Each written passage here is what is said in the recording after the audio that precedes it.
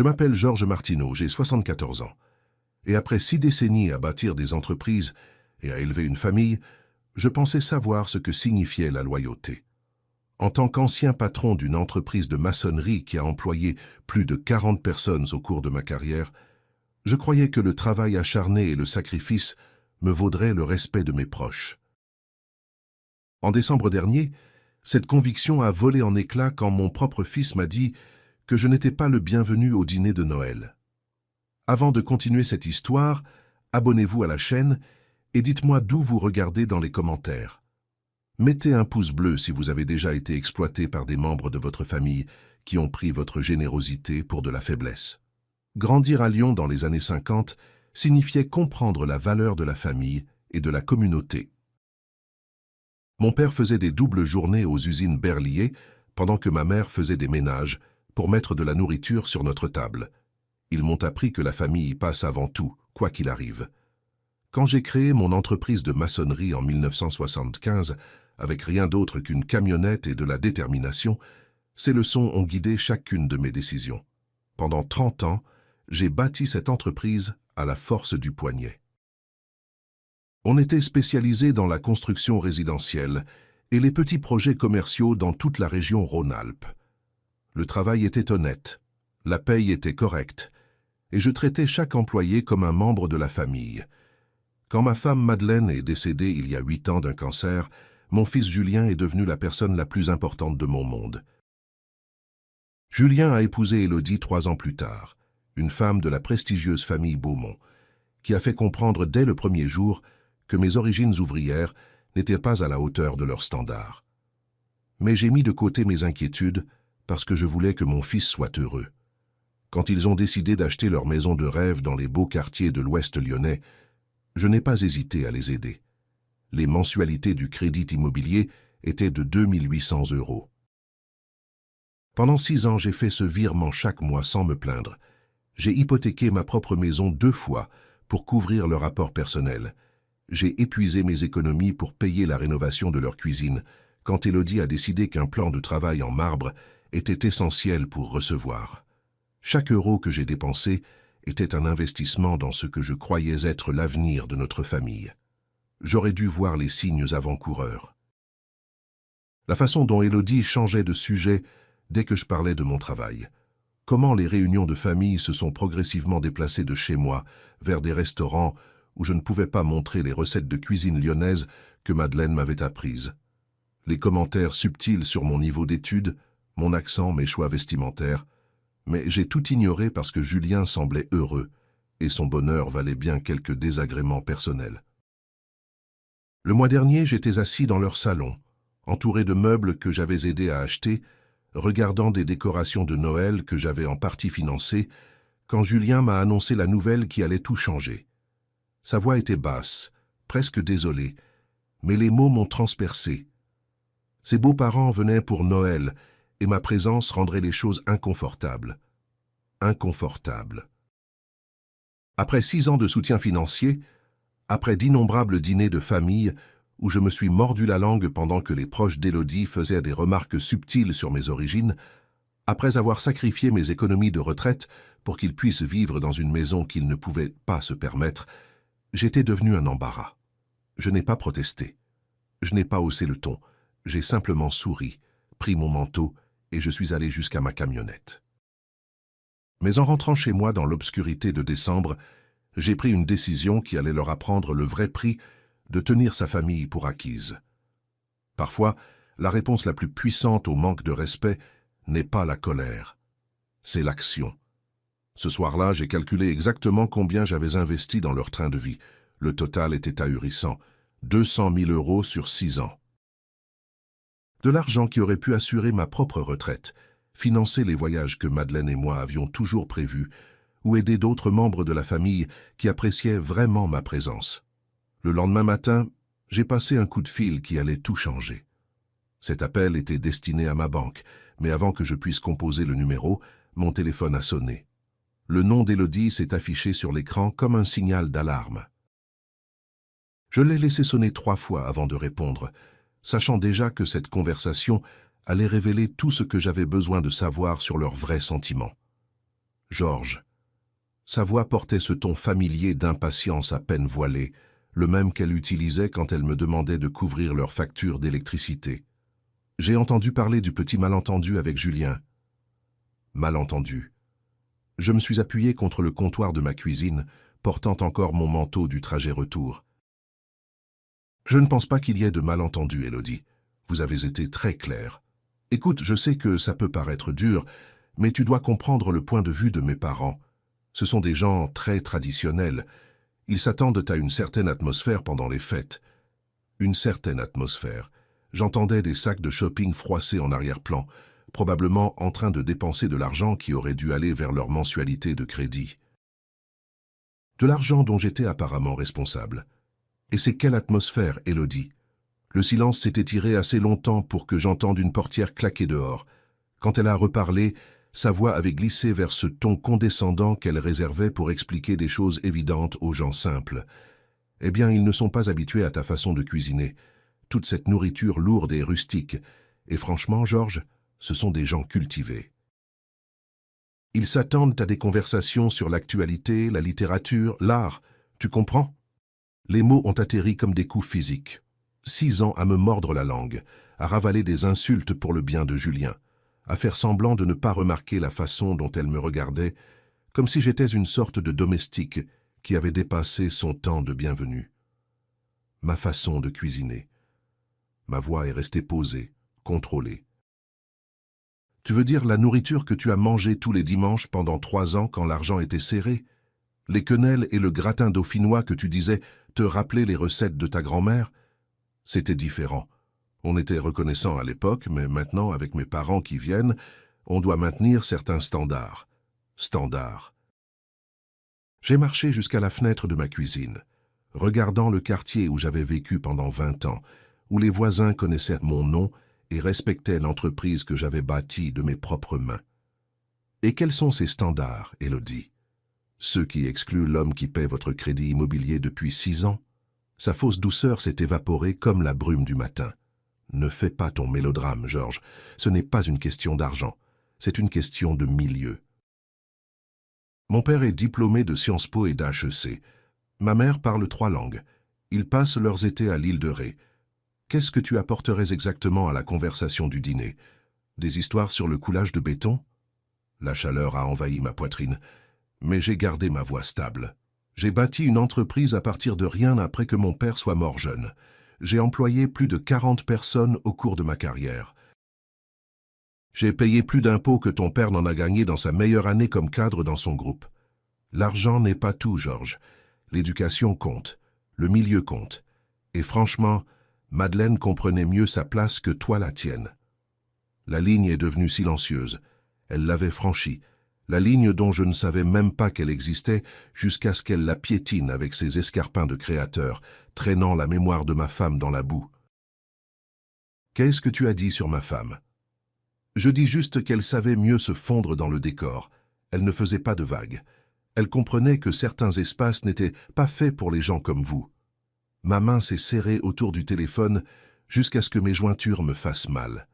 Madeleine était morte avec grâce et dignité, ne se plaignant jamais de la chimiothérapie ou de la douleur. Elle s'était inquiétée davantage de ma solitude que de sa propre souffrance. Et cette femme, qui n'avait jamais travaillé un seul jour de sa vie privilégiée, utilisait sa mémoire comme une arme. « Élodie », ai-je dit, ma voix tombant vers quelque chose que je ne reconnaissais pas. Madeleine avait plus de classe dans son petit doigt, que toute ta lignée n'en possédera jamais. Oh, je t'en prie.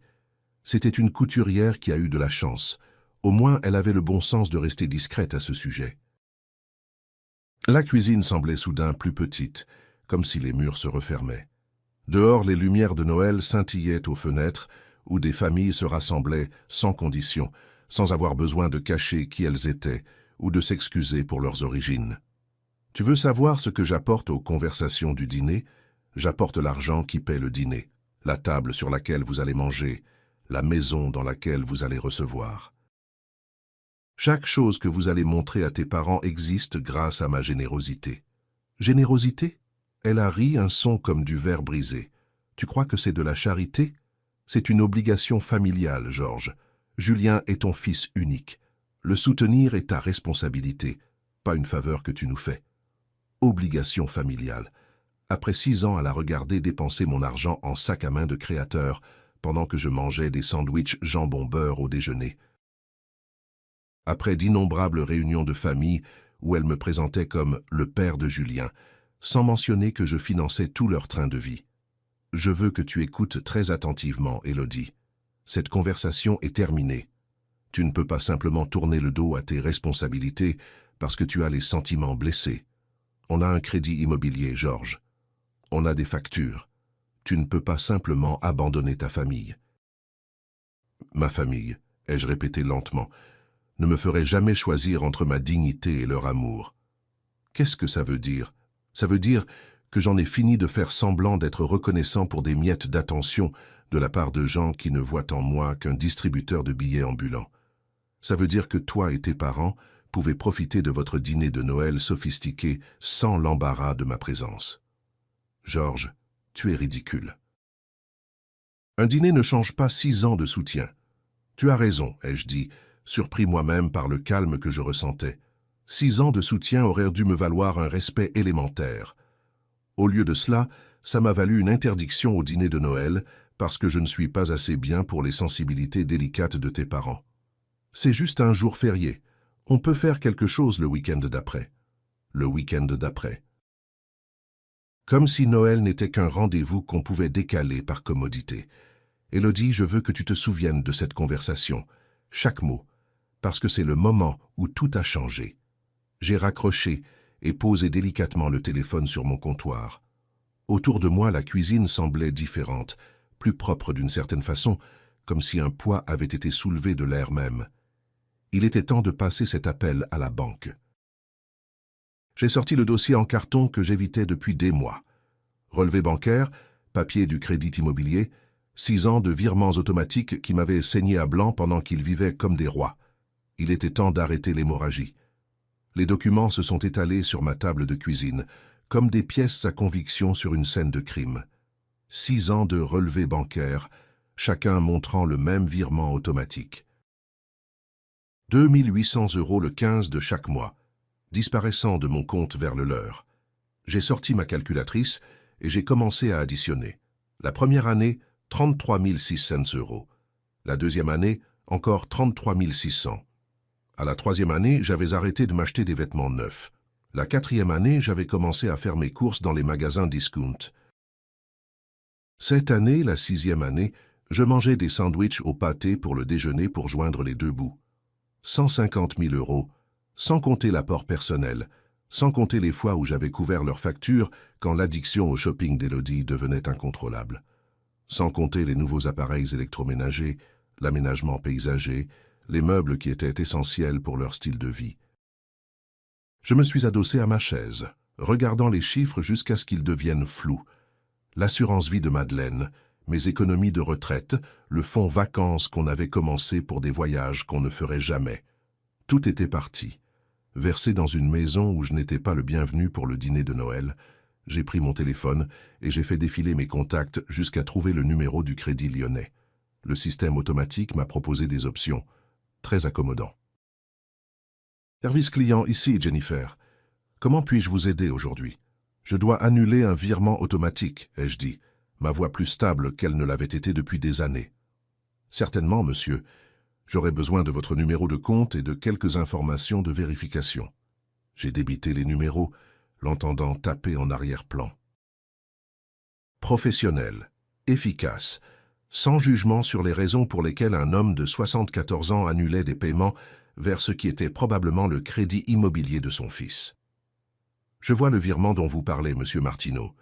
2 800 € par mois vers la Société Générale, compte se terminant par 7423. Depuis combien de temps effectuez-vous ce virement? 6 ans. Les mots avaient un goût amer. Et vous voulez l'annuler avec effet immédiat? J'ai regardé autour de ma cuisine les appareils électroménagers démodés que je ne pouvais pas me permettre de remplacer. Les murs qui avaient besoin d'être repeints, les fenêtres qui laissaient passer l'air froid parce que j'avais dépensé mon argent de rénovation pour le château de quelqu'un d'autre. Avec effet immédiat, ai-je confirmé. C'est fait. Le virement a été annulé. Y a-t-il autre chose que je puisse faire pour vous aujourd'hui? Non, ai-je dit, surpris par le bien que ce mot me faisait. Non, c'est tout. J'ai raccroché et je me suis assis dans le silence soudain de ma maison. Dehors, l'obscurité de décembre s'installait sur Lyon. Les lumières de Noël scintillaient aux fenêtres, où des familles se rassemblaient sans condition, sans jugement, sans avoir besoin de cacher qui elles étaient. Pour la première fois en 6 ans, le budget du mois prochain allait s'équilibrer. Pour la première fois depuis la mort de Madeleine, je pouvais me permettre de réparer mon chauffage, d'acheter de la vraie nourriture, peut-être même de faire ce voyage pour voir ma sœur Rosa à Marseille. J'ai rassemblé les relevés bancaires, les papiers du crédit, toutes les preuves de ma générosité. Puis j'ai marché jusqu'à ma cheminée, craqué une allumette et regardé 6 ans de martyrdom se transformer en cendres. Le feu était chaud sur mon visage, plus chaud que je ne m'étais senti depuis des années. Mon téléphone a vibré avec un message. Probablement Julien qui voulait s'excuser, ou Élodie qui avait besoin d'argent pour quelque chose d'essentiel. Je ne l'ai pas vérifié. Au lieu de cela, je me suis servi un verre du Bon Côte du Rhône, la bouteille que je gardais pour une occasion spéciale qui ne semblait jamais arriver. Ce soir semblait assez spécial. Mais ce n'était que le début. Le lendemain matin est arrivé vif et clair, le soleil de décembre filtrant à travers les fenêtres de ma cuisine alors que je savourais ma 2e tasse de café. Pour la première fois depuis des années, je ne calculais pas combien d'argent allait disparaître de mon compte dans 3 jours. La liberté avait meilleur goût que le café de qualité que je m'étais enfin permis d'acheter. Mon téléphone a sonné à exactement 10h47. Le nom d'Élodie s'est affiché sur l'écran comme une étiquette d'avertissement. Georges. Sa voix portait ce ton familier d'impatience, à peine voilé. J'ai besoin que tu ailles chercher mes parents à l'aéroport Saint-Exupéry. Leur vol de Paris arrive à 14h. J'ai posé ma tasse délicatement, regardant la vapeur s'élever vers le plafond. Élodie, tu as oublié notre conversation d'hier? Écoute, peu importe ce que c'était, on doit se concentrer sur les choses pratiques maintenant. Mes parents ont besoin d'être transportés, et tu es le seul à avoir du temps libre pendant la journée. L'audace était stupéfiante. Moins de 24 heures après m'avoir dit que je n'étais pas digne de partager le dîner de Noël avec sa famille, elle s'attendait à ce que je serve de chauffeur personnel. Et tu me le demandes parce que c'est ce que fait la famille, Georges. On s'entraide. Sa voix s'est durcie d'irritation. En plus, soyons honnêtes, tu n'es pas exactement débordé ces temps-ci, alors monte dans ta camionnette et va les chercher. C'était là, l'insulte finale enveloppée dans un ordre. Quelle compagnie aérienne? Air France vol AF 7447. Ils seront au carrousel 3 pour les bagages. J'entendais ses ongles tapoter contre quelque chose de dur, probablement son plan de travail en marbre, celui que j'avais payé quand elle avait décidé que le stratifié n'était pas convenable pour ses réceptions. Bien sûr, ai-je dit. Je m'occupe de tout. Bien. Et Georges, ils s'attendent à quelqu'un qui puisse porter leurs bagages correctement. Ne nous fais pas honte. La ligne s'est coupée. Elle n'avait même pas dit merci. Je me suis adossé à ma chaise, regardant l'écran noir de mon téléphone. 14h, vol AF 7447, carrousel 3. J'ai jeté un œil à l'horloge murale au-dessus de mon évier. 10h52, largement le temps. Je me suis servi une autre tasse de café, ajouté une cuillère de sucre supplémentaire et ouvert le journal d'hier à la grille de mots croisés que je n'avais pas terminé. À 14h15, je m'installais dans mon fauteuil préféré avec une nouvelle tasse de thé et l'édition dominicale du Progrès. Les mots croisés d'hier étaient terminés sur ma table basse. Mon téléphone a vibré contre la surface en bois. Le nom d'Élodie encore.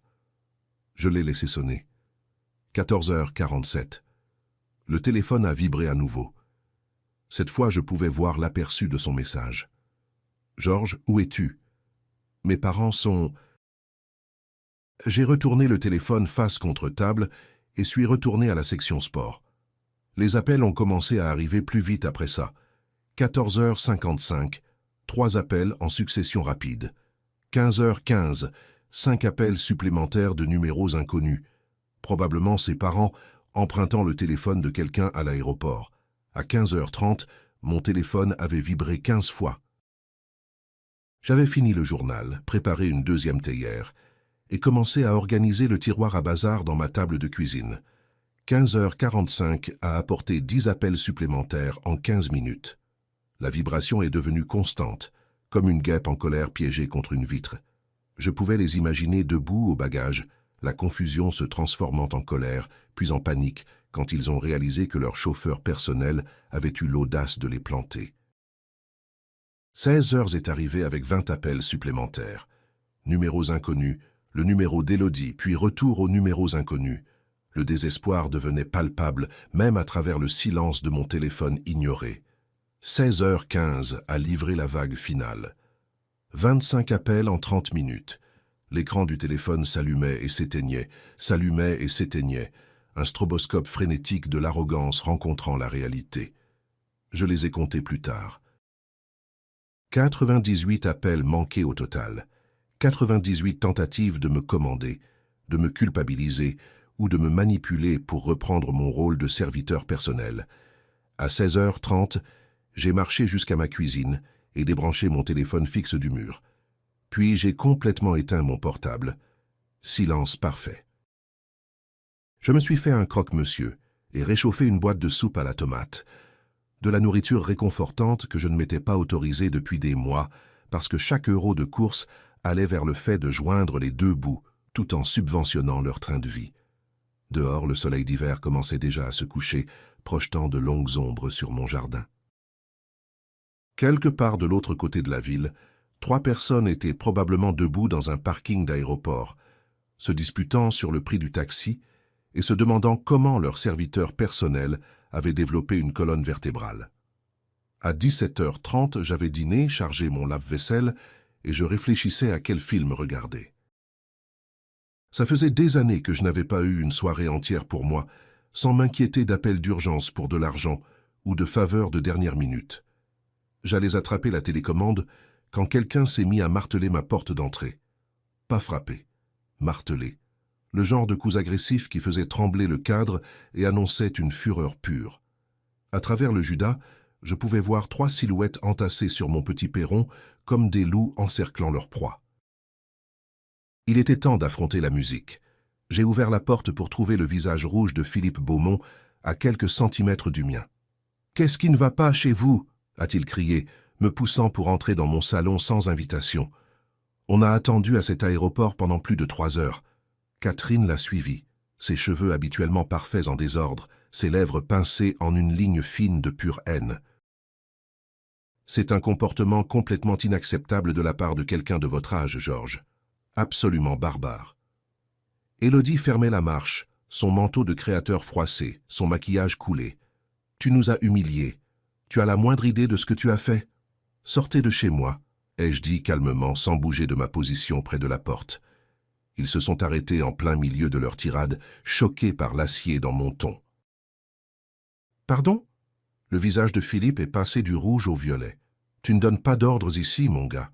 Pas après ce que tu as fait aujourd'hui. »« C'est ma maison, » ai-je dit, m'écartant et tenant la porte plus grande ouverte. « Et je veux que vous sortiez, maintenant. » Catherine s'est avancée, sa voix dégoulinant de condescendance. « Georges, vous ne comprenez clairement pas l'ampleur de votre erreur. Mon mari a des relations dans toute cette ville. Des relations d'affaires, des relations sociales. Vous ne pouvez pas traiter des gens comme nous de cette façon et vous attendre à ce qu'il n'y ait pas de conséquences. » « C'était une leçon, » ai-je interrompu, soutenant son regard fermement. Une leçon sur le fait de traiter les gens avec un respect élémentaire. La bouche d'Élodie s'est ouverte. Une leçon ? Tu te prends pour qui pour donner des leçons à qui que ce soit ? Tu n'es personne. Tu es un maçon glorifié qui a eu de la chance. Je suis quelqu'un qui a enfin arrêté d'être votre compte en banque personnelle et votre service de taxi. J'ai fait un geste vers la porte ouverte. La leçon est terminée. Vous pouvez partir. Philippe a pointé un doigt vers ma poitrine, mais n'a pas tout à fait osé me toucher. Tu n'as aucune idée de à qui tu t'en prends, vieil homme. J'ai des amis au Progrès, des contacts à Lyon Mag, des gens qui peuvent te rendre la vie très, très difficile. C'est une menace, monsieur Beaumont. C'est une promesse. Sa voix est tombée à un murmure menaçant. Tu crois qu'abandonner des personnes âgées à un aéroport, c'est quelque chose que tu peux faire sans conséquence? Tu vas apprendre exactement à quel point tu as tort. Catherine a hoché la tête, son sourire assez tranchant pour couper du verre. En effet, les actes ont des conséquences, Georges, et les vôtres seront très publics. Ils sont sortis de ma maison comme une armée vaincue, mais Philippe s'est retourné sur le seuil. Tu vas le regretter, a-t-il dit. Je te le garantis. J'ai fermé la porte derrière eux et tourné le verrou avec un clic satisfaisant. À travers la fenêtre, je les ai regardés s'entasser dans leur voiture de location, se disputant encore entre eux alors qu'ils s'éloignaient dans l'obscurité de décembre. 3 jours plus tard, je savourais mon café du matin quand j'ai vu mon propre visage me regarder depuis la page 3 du Progrès. Le titre disait « Un homme d'affaires local abandonne un couple de retraités à l'aéroport pendant la période des fêtes ». Mes mains se sont figées autour de la tasse de café. J'étais là en noir et blanc, une vieille photo du site web de mon entreprise, probablement vieille de 10 ans. En dessous, un article qui m'a glacé le sang et enflammé ma colère en parts égales. Philippe et Catherine Beaumont, en visite chez leur fille pour Noël, ont été abandonnés à l'aéroport Lyon-Saint-Exupéry pendant plus de 4 heures dimanche, quand un membre de la famille, Georges Martineau, ne s'est pas présenté pour un rendez-vous convenu. Le couple, tous deux à la fin de la soixantaine, a attendu dans des températures glaciales, alors qu'une alerte météo hivernale était émise pour la région. Alerte météo hivernale. Il faisait 13 degrés et il y avait du soleil. On n'arrivait pas à croire que quelqu'un nous abandonnerait comme ça, a déclaré Philippe Beaumont, un ancien cadre de l'industrie automobile. On a appelé à plusieurs reprises, mais M. Martineau n'a jamais répondu à son téléphone. On a été forcé de prendre un taxi cher dans des conditions dangereuses. À notre âge, ce genre de traitement n'est pas seulement inconsidéré, c'est potentiellement dangereux. L'article continuait avec des citations sur mon comportement erratique et des inquiétudes sur mon état mental. Philippe s'était peint, lui et Catherine, comme des victimes impuissantes d'un vieil homme cruel qui avait soudainement craqué sans provocation. Aucune mention du rejet du dîner de Noël. Aucun contexte sur les exigences d'Élodie ou leurs années d'exploitation financière. Juste moi, le méchant, qui avait abandonné de pauvres touristes âgés pendant un blizzard qui n'existait que dans l'imagination de Philippe. J'ai posé mon café et relu l'article lentement, puis une 3e fois. La signature appartenait à Patricia Morel, rédactrice en chef de la section Métropole.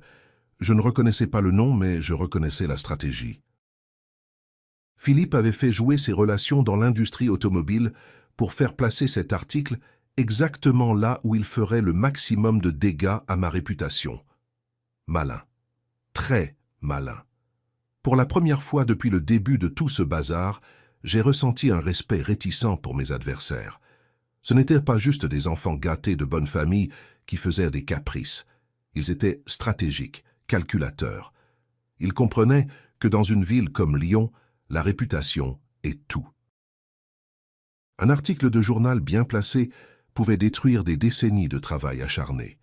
Ils avaient déclaré la guerre totale. J'ai plié le journal soigneusement et l'ai mis de côté, mon esprit passant déjà en mode de planification méthodique qui avait bâti mon entreprise à partir de rien. Ce n'était plus une question de rendez-vous à l'aéroport. Ce n'était plus une question de dîner de Noël ou de mensualité de crédit. C'était une question de gagner.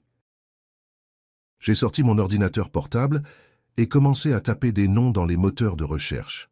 Philippe Beaumont, Catherine Beaumont, Élodie Martineau, leurs profils sur les réseaux sociaux, leurs relations, leurs habitudes, leurs faiblesses. Tout ce qu'ils avaient bêtement rendu public au fil des ans. S'ils voulaient jouer aux échecs, j'allais leur montrer à quoi ressemblait un vrai stratège. J'ai jeté un œil à mon calendrier mural. Le 18 décembre, 7 jours jusqu'à Noël. 7 jours pour préparer quelque chose qu'ils n'oublieraient jamais. J'ai passé les 3 jours suivants à vivre dans un monde différent. Pas le monde où j'étais Georges Martineau, le vieil homme brisé qui laissait sa famille lui marcher dessus. C'était le monde où j'étais Georges Martineau, homme d'affaires, penseur stratégique, quelqu'un qui avait bâti quelque chose à partir de rien et n'allait pas laisser une bande de parasites arrogants détruire ce qu'il avait travaillé 40 ans à construire. Mon ordinateur portable est devenu mon quartier général. Les profils de réseaux sociaux remplissaient mes onglets de navigateur comme des cartes à jouer dans une partie à gros enjeux. Philippe Beaumont, ancien cadre du groupe Renault, membre du Cercle de l'Union, membre du conseil d'administration de la CCI du Grand Lyon. Un homme qui avait passé sa carrière dans des positions de confiance et d'influence. Un homme qui avait beaucoup à perdre. Le Facebook de Catherine peignait une image parfaite de vie raffinée. Déjeuner caritatif, dégustation de vin, photos de vacances de l'île de Ré taguées avec #Vie bénie. Chaque publication soigneusement organisée pour projeter succès et sophistication. Commentaires d'amis louant son goût élégant et son style de vie inspirant. Tout bâti sur l'argent des autres, y compris le mien. L'Instagram d'Élodie racontait la vraie histoire. Des publications sur notre belle maison, avec des photos de la cuisine que j'avais payée, des check-ins dans des restaurants chers pendant les mois où j'avais couvert leurs factures d'électricité. Une mise à jour de la semaine dernière, tellement impatiente pour le dîner de Noël en famille. J'ai hâte de montrer nos talents d'hôtes. Nos talents d'hôtes, notre maison, notre succès. Le narcissisme était ahurissant. Mais c'est le profil LinkedIn de Julien qui m'a donné la dernière pièce dont j'avais besoin. Son activité récente montrait une nouvelle connexion. Patricia Morel, rédactrice en chef de la section Métropole au Progrès. La même Patricia Morel qui avait écrit l'article assassin sur moi. Je me suis adossé à ma chaise de bureau, regardant les preuves étalées sur mon écran. Ces gens avaient commis 3 erreurs critiques. Premièrement, ils m'avaient complètement sous-estimé. Deuxièmement, ils avaient rendu leur attaque publique, ce qui signifiait que je pouvais rendre ma réponse publique. Troisièmement, ils avaient documenté tout leur style de vie privilégié en ligne, créant un catalogue parfait d'hypocrisie. J'ai cliqué sur le profil de Patricia Morel. 43 ans, diplôme de journalisme de Sciences Po Lyon, 15 ans dans des journaux locaux, aucune connexion préalable avec l'automobile ou la finance, ce qui signifiait que Philippe l'avait contacté à froid, probablement par quelqu'un qu'il connaissait de son réseau professionnel. Une recherche de 5 minutes dans les annuaires professionnels de Lyon a confirmé mes soupçons. 3 connexions mutuelles entre Philippe et le rédacteur en chef de Patricia. L'article n'était pas apparu par hasard. Il avait été soigneusement et délibérément placé. Du travail d'amateur. J'ai ouvert un nouveau document et commencé à taper. Pas une réponse à leur attaque médiatique, quelque chose de bien mieux. Une chronologie. 6 ans de soutien financier documenté avec des relevés bancaires, des reçus et des chèques annulés. L'apport personnel pour leur maison. 35 000 € de mon prêt sur valeur domiciliaire. La rénovation de la cuisine quand Élodie a décidé que le plan de travail en marbre était essentiel. 15 000 € de ma carte de crédit. 72 mensualités de crédit de 2 800 € chacune. 150 000 € sans compter les intérêts. 200 000 €. Plus que je n'avais dépensé pour moi-même dans la dernière décennie. Le soir venu, j'avais tout organisé dans un dossier en carton assez épais pour arrêter une balle. Relevés bancaires, reçus, photos téléchargées de leurs réseaux sociaux montrant des achats que j'avais financés. Une copie imprimée de l'article de journal avec mes notes manuscrites dans les marges, documentant chaque mensonge et distorsion. J'ai regardé mon calendrier mural. Le 24 décembre était encerclé en rouge. Pas parce que c'était Noël, mais parce que c'était le jour parfait pour la justice. Selon les événements Facebook d'Élodie, il recevait 12 personnes pour le dîner de Noël. Famille, amis, voisins, membres de leur cercle social. Le genre de personnes qui lisaient Le Progrès et se formaient des opinions basées sur ce qu'elles y voyaient. Le genre de personnes qui méritaient de connaître la vérité. J'ai fermé mon ordinateur portable et suis allé dans ma cuisine où j'avais laissé mon bon appareil photo, celui que j'avais acheté il y a des années pour documenter les chantiers pour mon entreprise. Il était temps de le mettre au travail pour documenter quelque chose de complètement différent. Demain, c'était la veille de Noël. Demain, Philippe Beaumont et sa famille allaient apprendre ce qui arrive quand on déclare la guerre à quelqu'un qui sait vraiment comment se battre. Le matin de la veille de Noël s'est levé gris et froid, le genre de journée d'hiver lyonnaise qui vous rendait reconnaissant pour les maisons chaudes et les réunions de famille. Dommage que je ne sois le bienvenu ni dans l'une ni dans l'autre. Mais j'avais d'autres projets. J'ai disposé mes preuves comme un avocat préparant un procès. Relevés bancaires organisés par année. Chaque paiement mensuel surligné en jaune. Reçus arrangés chronologiquement, montrant le schéma de mon soutien pour leur train de vie. Photos imprimées de leurs réseaux sociaux. Les nouveaux bijoux d'Élodie. Leurs photos de vacances. Les décorations de Noël coûteuses qui ornaient actuellement la maison que j'avais aidé à garder. Tout photocopié 12 fois. Un exemplaire pour chaque convive. L'article de journal allait au-dessus de chaque pile. Mes notes au stylo rouge visibles dans les marges. Mensonge, écrit à côté des citations de Philippe sur les conditions météo dangereuses. Faux, à côté de l'affirmation sur mon comportement erratique. Contexte manquant, surligné là où ils avaient omis de mentionner 6 ans de soutien financier. Je me suis habillé soigneusement avec mon plus beau costume, le bleu marine que j'avais porté aux funérailles de Madeleine, repassé et prêt pour une autre sorte d'adieu. Aujourd'hui, je disais au revoir à l'homme qui avait été un paillasson pour sa famille. À 18h30, j'ai chargé ma mallette avec les dossiers de preuves et j'ai conduit jusqu'au quartier de Julien. Leur maison brillait d'une lumière chaude, des voitures remplissant l'allée et bordant la rue. À travers les fenêtres de devant, je pouvais voir des silhouettes se déplacer autour de la salle à manger, Élodie jouant l'hôtesse dans la maison que mon argent avait aidé à acheter. Je me suis garé de l'autre côté de la rue et j'ai vérifié ma montre. 18h45, timing parfait. Assez tard pour que tout le monde soit assis pour le dîner. Assez tôt pour qu'ils en soient encore au plat principal. Pas de fuite facile pour personne. La porte d'entrée n'était pas verrouillée. Bien sûr qu'elle ne l'était pas. Élodie adorait montrer à quel point leur quartier était sûr, qu'ils n'avaient pas besoin de s'inquiéter de la sécurité, comme les gens dans les quartiers plus rudes. Je suis entré silencieusement, l'air chaud me frappant au visage, avec les sons de rire et de conversation venant de la salle à manger. « Mais ma chérie, ce n'est pas comme ça qu'on fait dans notre famille », disait quelqu'un, suivi de plus de rires. « Notre famille », après tout ce qu'ils avaient fait pour m'en exclure. Je suis entré dans la salle à manger avec ma mallette. 12 visages se sont tournés vers moi, avec des expressions allant de la surprise à l'horreur. Élodie s'est figée avec son verre de vin à mi-chemin de ses lèvres. Le visage de Julien est devenu blême. Philippe et Catherine avaient l'air d'avoir vu un fantôme. « Bonsoir à tous », ai-je dit calmement, posant ma mallette sur leur buffet en marbre. « J'espère que ça ne vous dérange pas que je me joigne à votre célébration de Noël. » Élodie a retrouvé sa voix en premier. « Georges, c'est complètement inapproprié, tu dois partir immédiatement. »« En fait, » ai-je dit, ouvrant ma mallette et sortant la première pile de papier, « je pense que vos invités méritent de savoir qui a vraiment payé ce dîner, cette maison et ce train de vie que vous avez tant montré. » Une femme que je ne reconnaissais pas, probablement une des amies de bienfaisance de Catherine, s'est penchée en avant avec curiosité. « De quoi parle-t-il, Élodie ?»« Il fait une sorte de crise, » a dit Élodie rapidement. « Julien, appelle quelqu'un. » Mais je faisais déjà le tour de la table, plaçant un dossier de documents devant chaque invité. « Voici les relevés bancaires, » ai-je dit d'un ton conversationnel. 6 ans de soutien financier, 150 000 € en mensualité de crédit seulement, plus l'apport personnel, les rénovations, les meubles, l'électroménager, tout ce que vous voyez autour de vous. La pièce est devenue silencieuse, sauf pour le froissement des papiers, alors que 12 personnes commençaient à examiner les preuves.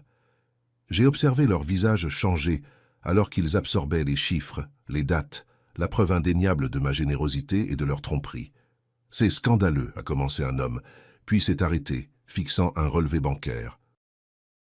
Une femme en face de lui a terminé sa pensée. « Élodie, pourquoi ne nous as-tu jamais parlé de tout ça ?» Le sang-froid parfait d'Élodie se fissurait. « C'est plus compliqué que ça en a l'air. Georges s'est porté volontaire pour nous aider. On n'a jamais rien demandé. » « En fait, ai-je interrompu, sortant l'article de journal, parlons de ce que vous avez demandé et de ce que vous avez dit aux médias sur moi. » La température dans la pièce semblait avoir baissé de 10 degrés. J'ai placé des copies de l'article de journal sur la table, regardant les convives reconnaître ma photo de l'article peu flatteur qui avait été publié 3 jours plus tôt.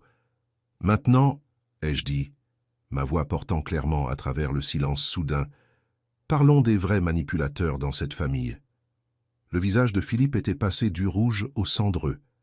Catherine était assise rigide sur sa chaise, son verre de vin oublié dans sa main.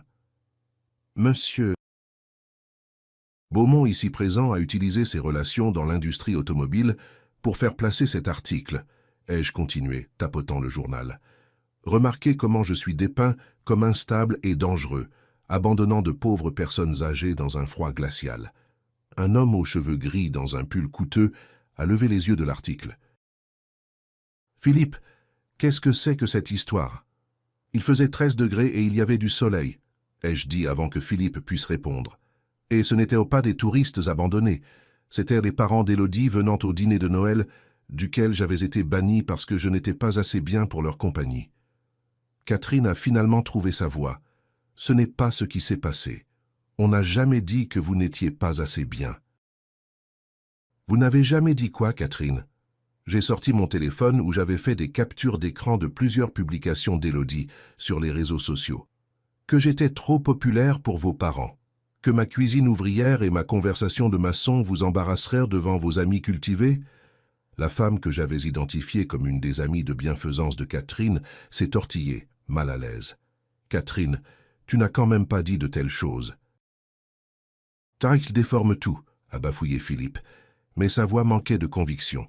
Cet homme a de sérieux problèmes, le stress du vieillissement, des problèmes financiers. Des problèmes financiers? J'ai presque ri. Monsieur Beaumont, j'ai soutenu votre fille et votre gendre à hauteur de près de 3 000 € par mois pendant 6 ans. Les seuls problèmes financiers ici sont ceux que vous êtes sur le point d'avoir. Je me suis tourné pour m'adresser à toute la table. Ces gens m'ont pris 200 000 € tout en m'insultant dans mon dos. Ils ont manipulé mon fils contre moi, m'ont banni des réunions de famille, et quand je me suis finalement défendu, ils ont essayé de détruire ma réputation dans le journal. Julien a parlé pour la première fois, sa voix à peine au-dessus d'un murmure. « Papa, je ne savais pas pour l'article. »« Ta femme savait, » ai-je dit doucement, « et ses parents l'ont orchestré. Ils ont fait de moi un méchant pour avoir refusé d'être leur distributeur de billets et leur chauffeur personnel. La dynamique sociale dans la pièce changeait comme des plaques tectoniques. Je pouvais le voir sur les visages des invités. La réalisation progressive que tout ce qu'on leur avait dit sur les hôtes généreux de ce soir était bâti sur des mensonges. « C'est inadmissible », a dit une femme âgée avec un collier de perles fixant les relevés bancaires. « Philippe, comment avez-vous pu laisser votre fille profiter de la générosité de cet homme, puis l'attaquer publiquement quand il a arrêté de la permettre ?» La façade soigneusement entretenue de Philippe s'effondrait. « Vous ne comprenez pas toute la situation. »« Je comprends parfaitement, » a interrompu la femme. Cet homme a soutenu votre famille financièrement pendant que vous le traitiez comme du personnel de service. Et quand il a finalement dit non, vous avez essayé de ruiner sa réputation. La voix de Catherine est sortie étranglée. Il nous a abandonnés à l'aéroport.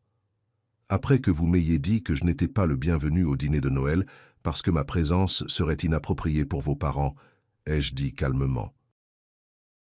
Après 6 ans à payer leurs factures, pendant que vous me regardiez de haut pour mes origines et mon niveau d'études, le silence était assourdissant. 12 personnes fixaient Philippe et Catherine avec des expressions allant du dégoût à la gêne de s'être associées à eux. Élodie a fait une dernière tentative désespérée pour contrôler le récit. « Tout le monde, s'il vous plaît. C'est une affaire de famille qui a dégénéré. »« Non, » ai-je dit fermement. Ça a cessé d'être une affaire de famille quand vous l'avez rendue publique, quand vous avez utilisé le journal pour attaquer mon caractère, quand vous avez décidé que ma réputation était un dommage collatéral acceptable pour votre orgueil. J'ai regardé autour de la table des visages que je ne reconnaissais pas, mais qui savaient maintenant exactement qui j'étais. Je voulais que vous connaissiez tous la vérité avant de lire quelque chose sur Georges Martineau dans le journal à nouveau. Parce que vous allez relire quelque chose sur moi, mais cette fois ce sera la vraie d'histoire. Un homme plus jeune, probablement le fils de quelqu'un, a levé les yeux des documents. Monsieur Martineau, êtes-vous en train de dire qu'ils ont menti sur le fait de subvenir à leurs propres besoins? Je dis qu'ils ont vécu un train de vie qu'ils ne pouvaient pas se permettre pendant que l'homme qui l'a rendu possible était considéré comme trop embarrassant pour partager le dîner de Noël avec leur famille. Ce n'est pas juste, a dit Julien faiblement. « Papa, on a toujours apprécié tout ce que tu as fait. » Apprécié? Je me suis tourné pour faire face à mon fils directement. Fiston, l'appréciation ne bannit pas quelqu'un du dîner de Noël.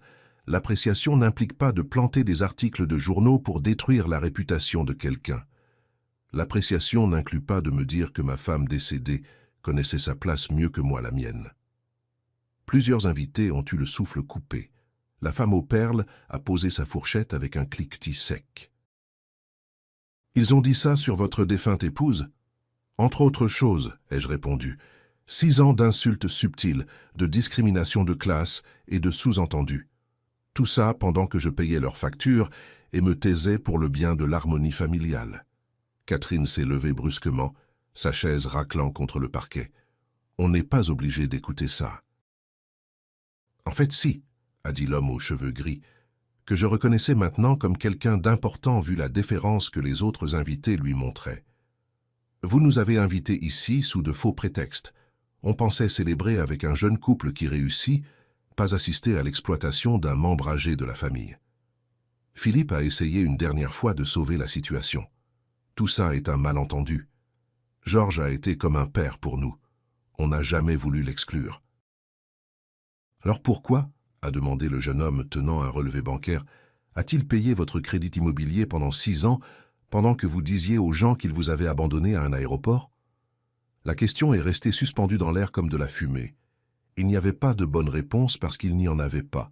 J'ai fermé ma mallette et ajusté ma cravate. « Profitez bien du reste de votre dîner. C'est le dernier que je paierai. » En marchant vers la porte, j'ai pu entendre l'éruption commencer derrière moi. Des voix élevées en accusation, des questions exigeant des réponses, le son d'une façade sociale soigneusement construite qui s'effondrait.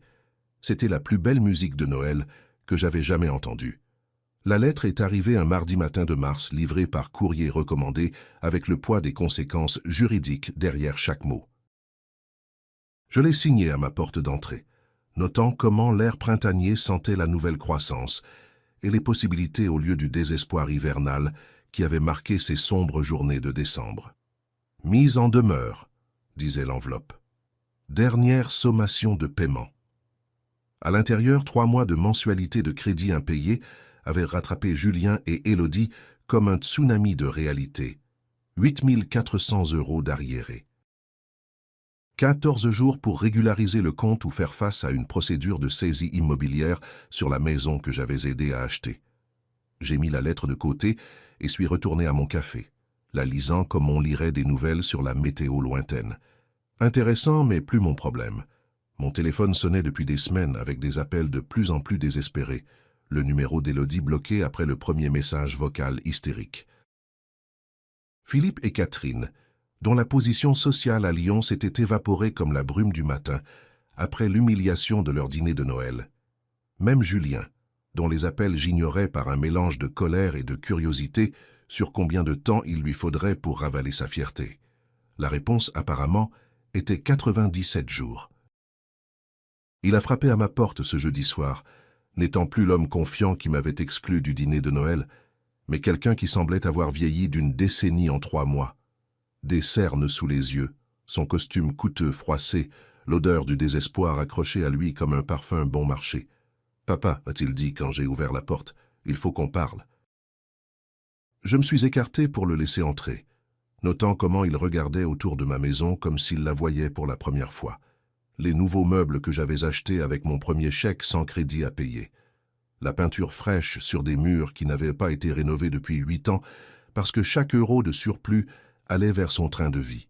Les réparations que j'avais enfin pu me permettre maintenant que je ne subventionnais plus le rêve américain de quelqu'un d'autre. « Un bel endroit », a-t-il dit doucement. « C'est ce qui arrive quand on dépense de l'argent pour soi au lieu de gens qui ne l'apprécient pas, » ai-je répondu, m'installant dans mon nouveau fauteuil. « Un café ?» Il a secoué la tête, se perchant sur le bord de mon canapé comme s'il avait peur de se mettre à l'aise. « Papa, il faut que tu saches à quel point je suis désolé pour tout. Le dîner de Noël, l'article de journal, la façon dont Élodie et ses parents t'ont traité. » Continue.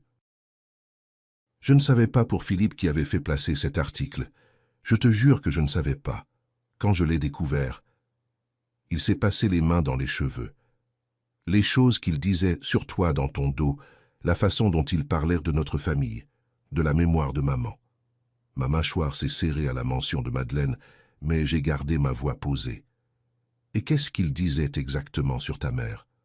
Qu'elle connaissait sa place mieux que toi la tienne. Qu'elle comprenait les limites. Il ne pouvait pas me regarder dans les yeux. J'aurais dû te défendre. J'aurais dû leur tenir tête il y a des années. Oui, ai-je dit simplement. Tu aurais dû. On est resté assis en silence pendant un long moment, le poids de 6 ans d'erreur remplissant l'espace entre nous.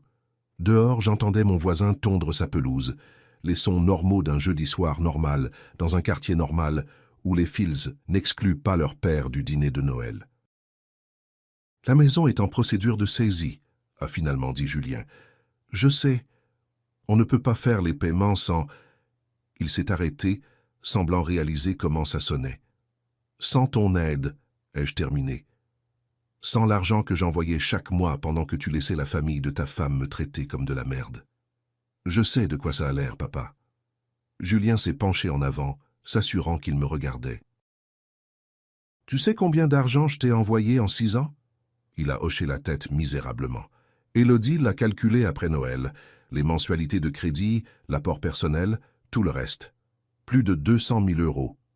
207 468 euros, ai-je corrigé.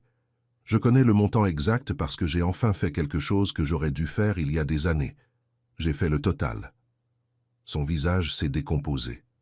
Papa, je suis tellement désolé. Je ne sais pas comment réparer ça. Tu ne peux pas le réparer, fiston. Cet argent est parti. Mais plus important encore, ces années sont parties. 6 ans où j'aurais pu construire une relation avec toi au lieu de financer la vie de rêve de ta femme. Je sais ça maintenant. Il m'a regardé avec quelque chose qui ressemblait peut-être à de l'espoir.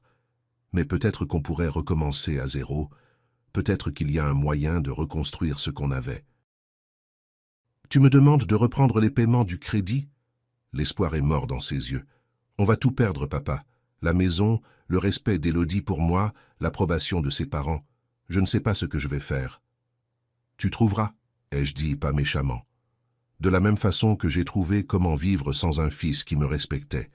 De la même façon que j'ai appris à passer Noël seul pendant que tu célébrais avec des gens qui pensaient que j'étais indigne d'eux. Ça, il s'est mis à pleurer alors, doucement, comme un homme qui n'avait plus d'autres options. Je t'ai perdu, n'est-ce pas? Je les ai choisis plutôt que toi et maintenant je t'ai perdu pour toujours. Je l'ai observé pendant un long moment. Cet homme que j'avais élevé et aimé et pour qui je m'étais sacrifié, qui avait laissé la famille de sa femme le convaincre que son père n'était pas assez bien pour leur compagnie. Julien, ai-je dit finalement, tu ne m'as pas perdu, tu m'as donné. Il y a une différence. Il s'est essuyé les yeux avec le dos de sa main. Est-ce qu'il y a une chance, un moyen pour que tu puisses me pardonner? Je t'ai pardonné il y a des mois, ai-je dit, et je le pensais. Mais le pardon ne signifie pas revenir à ce qu'on était avant.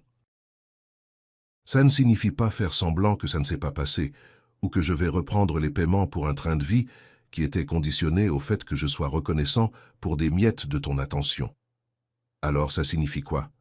Je me suis levé et j'ai marché jusqu'à ma cheminée où la photo de Madeleine était posée à côté d'une nouvelle photo. Moi, avec ma sœur Rosa et sa famille, au déjeuner de Pâques. Le premier jour férié que j'avais passé avec des gens qui voulaient vraiment de ma présence. Ça signifie que si tu veux une relation avec moi, tu devras la construire à partir de zéro. Ça signifie me montrer du respect au lieu d'exiger que je le mérite. Ça signifie faire des choix basés sur ce qui est juste, pas sur ce qui est pratique. Je me suis retourné vers lui. Et ça signifie que la prochaine fois que quelqu'un, ta femme, ses parents, n'importe qui, essaie de m'exclure des réunions de famille, tu te souviendras de qui agit vraiment comme une famille. Il a hoché la tête lentement, comprenant peut-être pour la première fois que le respect n'était pas quelque chose qu'on pouvait tenir pour acquis. « La maison ?» a-t-il demandé doucement. « Ce n'est plus ton problème ?» Je me suis rassis, me sentant plus léger que je ne m'étais senti depuis des années. « Tu es un homme adulte, Julien. Trouve une solution comme le font les hommes adultes. Trouve un travail qui paie assez pour couvrir tes factures. Vends la maison et achète-en une que tu peux te permettre. Arrête de vivre au-dessus de tes moyens et de t'attendre à ce que d'autres subventionnent tes choix. Il s'est levé lentement, ses épaules plus droites qu'elles ne l'étaient quand il était arrivé. Tu as raison sur tout. Je sais. Il a marché jusqu'à la porte, puis s'est retourné. Papa, pour ce que ça vaut, te voir te défendre au dîner de Noël. J'étais fier de toi, embarrassé et en colère, mais fier aussi. Bien, ai-je dit. Peut-être qu'il y a de l'espoir pour toi après tout. Après son départ, je me suis servi un verre du bon Côtes-du-Rhône et je suis sorti sur ma terrasse arrière.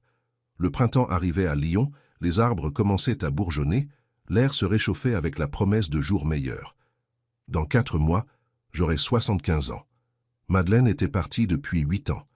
J'avais gaspillé 6 de ces années à être un paillasson pour des gens qui n'appréciaient pas le sacrifice. Je ne comptais plus en gaspiller. Mon téléphone a vibré avec un message de Rosa. Déjeuner dimanche.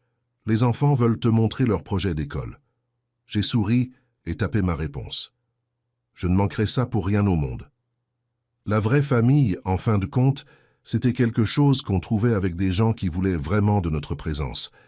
Tout le reste n'était que du théâtre coûteux, et j'en avais fini d'acheter des billets pour des spectacles où je n'étais pas le bienvenu sur scène. Le vin avait le goût de la liberté, et l'avenir semblait exactement aussi lumineux que j'étais prêt à le rendre. La dignité ne peut pas s'acheter avec la générosité, et le respect ne peut pas se gagner par le sacrifice. Quand les gens vous montrent qui ils sont vraiment par leurs actes et leurs paroles, croyez-les dès la première fois. Votre valeur n'est pas déterminée par ce que les autres sont prêts à accepter de vous, mais par ce que vous êtes prêt à accepter d'eux. Parfois, le plus beau cadeau que vous puissiez faire à quelqu'un est d'arrêter de permettre leur manque de respect.